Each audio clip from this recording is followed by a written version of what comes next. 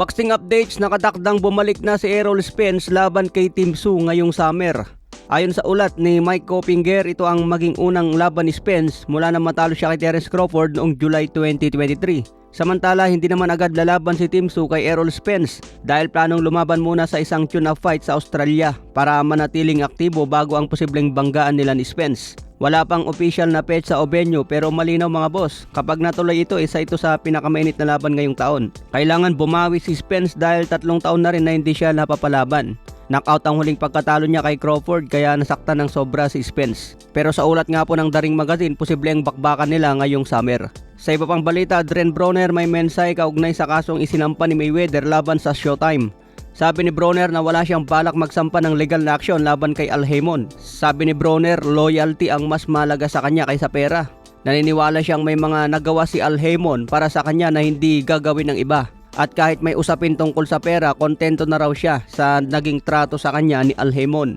Ibig sabihin ni Broner mga boss, hindi siya gagaya kay Mayweather na matapos ang matagal na samahan, magdedemanda lang dahil sa pera.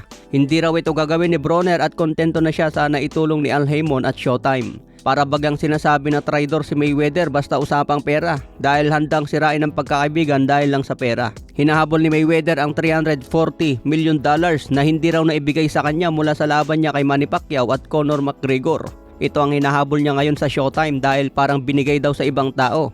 Sa iba pang balita, WBC Super Middleweight Champion na si Christian Mbili pumayag agad na depensa ng titulo laban kay Canelo. Sinabi ni Mbili na nanatili siyang undefeated sa loob ng halos 9 na taon bilang pro fighters. Naniniwala siyang sapat na ang kanyang nagawa para karapat dapat sa pwesto niya ngayon bilang promoted ng WBC. Para kay Mbili, hindi raw hadlang ang anumang kontrobersya dahil binabati ko siyang promoted lang ng WBC. Basta ang focus daw ni Mbili ay kung ano ang susunod na laban niya at umaasa siyang mangyari ang malaking laban kontra Canelo Alvarez. Sa ngayon wala pang official na anunsyo pero sinabi na ni Mbili na handa siyang lumaban anumang oras kay Canelo. Sa iba pang balita, Dana White binahagi ang kanyang opinyon kung sino ang Mount Rushmore. Pinili niya si Muhammad Ali, Sugar Ray Robinson, Floyd Mayweather at Mike Tyson. Kung mapapansin, galing sa iba't ibang henerasyon ang pinili niya mga boss. Sa henerasyon ni Manny Pacquiao at Mayweather, mas pinili niya si Floyd. Okay mga boss, hanggang sa muli nating updates.